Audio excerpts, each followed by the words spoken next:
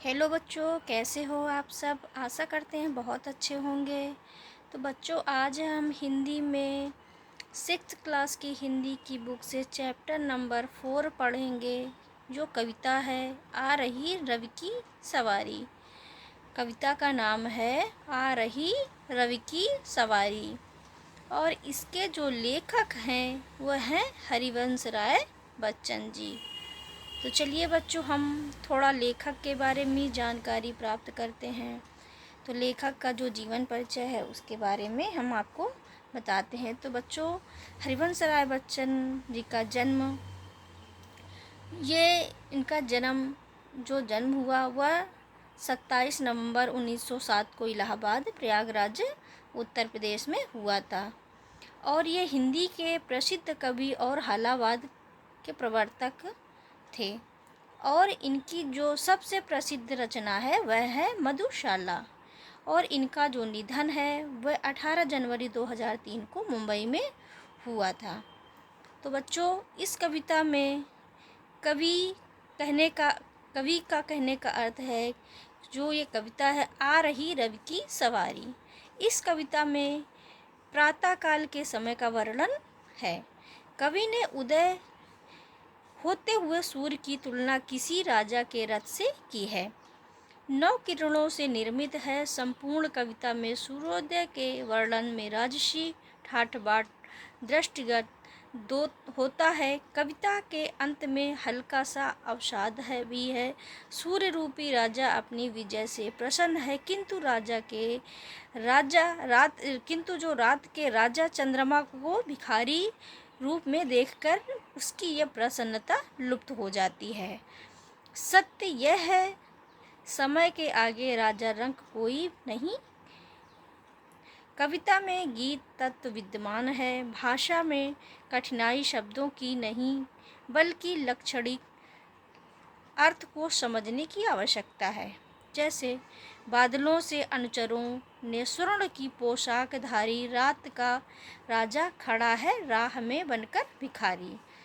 तो बच्चों, इस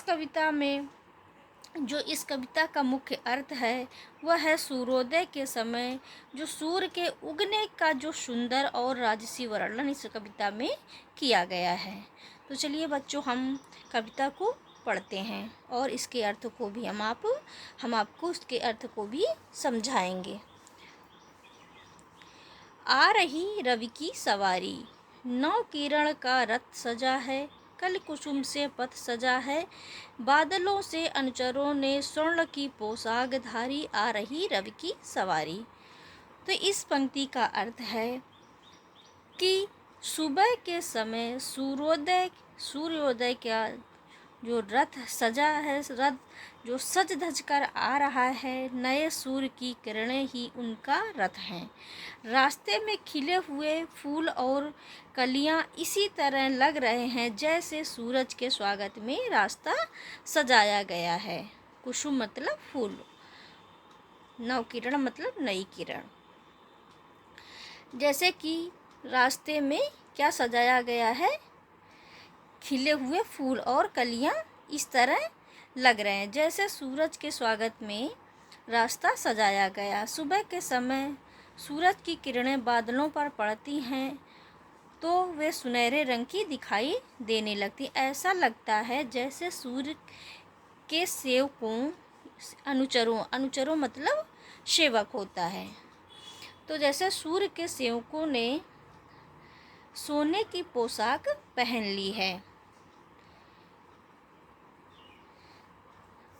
अब दूसरा है, विहग बंदी और चारण गा रहे हैं कीर्ति गायन, छोड़कर मैदान भागी तारकों की फौज सारी, आ रही रवि की सवारी।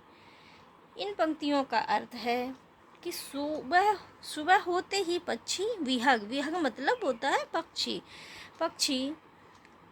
चहकने लगते हैं। ऐसा लगता है जैसे वे राजा रूपी सूर्य की कीर्ति का गान कर रहे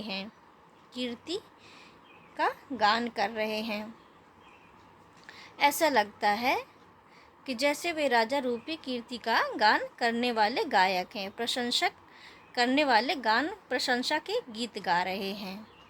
जैसे ही सूर्य रूपी राजा आता है और रात के तारकों की फौज, यहाँ तारकों की फौज का अर्थ है जो रात रूपी जब राजा आता है, रात के सारे तारे मैदान छोड़कर भाग जाते हैं, यानी गायब हो जाते हैं। सूर्योदय के समय क्या होता है कि जो चंद्रमा होता है वह गायब हो जाता है।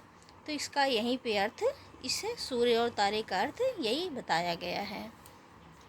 चाहता हूँ उछलूँ विजय कह, चाहता हूँ उछलूँ विजय कह, पर ठिठकता देख कर यह रात का राजा खड़ा है, राह में बनकर भिखारी, आ रही रवि की सवारी। इन पंक्तियों का अर्थ है कवि का जो संकोच और जीवन का सच, जो कवि है संकोच और जीवन का सच इस कवि इस सुंदर दृश्य और उजाले में देखने को मिलता है। जैसे खुशी से चिल्लाकर अपनी जीत की घोषणा करना चाहता है। चाहता हूँ उछलूँ विजय कह, विजय मतलब जीत। वह कवि का संकोच और जीवन का जो सच है, वह खुशी से चिल्लाकर अपनी जीत को क्या करना चाहता है, घोषणा करना चाहता है, लेकिन वह अचानक रुक जाता है क्योंकि रात उसे चंद्रमा, रात का राजा कौन होता है, चंद्रमा, दिखाई देता है। सुबह होने पर चंद्रमा की चमक फीकी पड़ जाती है और वह रास्ते में एक भिखारी की तरह लाचार खड़ा दिखाई देता है। कवि का गहरा संदेश है कि इस कविता के माध्यम से कवि के एक बड़े सच को समझते हैं। जो कवि हैं, इस कविता के माध्यम से कवि जीवन के एक बड़े सच को समझते हैं। समय परिवर्तनशील है, सुख और दुख, जीत और हार जो है, समय परिवर्तनशील है। सुख और दुख, जीत और हार जीवन के क्या है, चक्र हैं। घमंड ना करें। जिस तरह रात में राज करने वाला चंद्रमा सुबह होते ही क्या हो जाता है, अपनी चमक खो देता है, उसी तरह इंसान का अच्छा या बुरा वक्त भी हमेशा एक जैसा नहीं रहता है। इस कविता का यही अर्थ है। कहने का कवि का अर्थ है कि इंसान को, मनुष्य को कभी घमंड नहीं करना चाहिए, समय बदलता रहता है। तो बच्चों, आशा करते हैं आपको इसका अर्थ समझ में आया होगा। वीडियो अच्छा लगे तो लाइक करना और हमारे चैनल को भी सब्सक्राइब करें। Thank you. तो हेलो बच्चों, हमने आ रही रव की सवारी नामक जो चैप्टर था, हमने उसको पढ़ा और समझा, उसके अर्थ को भी जाना। अब हम उसकी एक्सरसाइज है जिसमें बहुविकल्पीय प्रश्न है, तो इसको हम देख लेते हैं, इसको भी पूरा कर लेते हैं। तो सही विकल्प चुने। तो पहला पॉइंट है, इस कविता की क्या विशेषता है। तो इस कविता की जो विशेषता है वह क्या है, इसमें सूर्योदय का वर्णन है।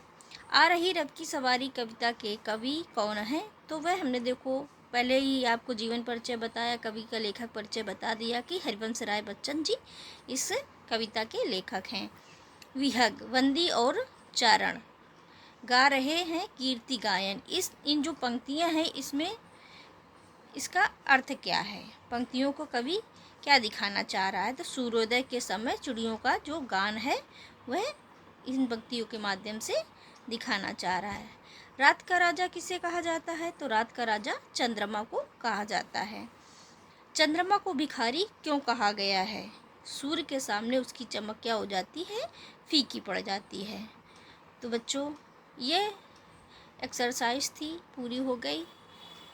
अब हमारा चैप्टर पूरी तरह से ख़त्म हुआ। धन्यवाद।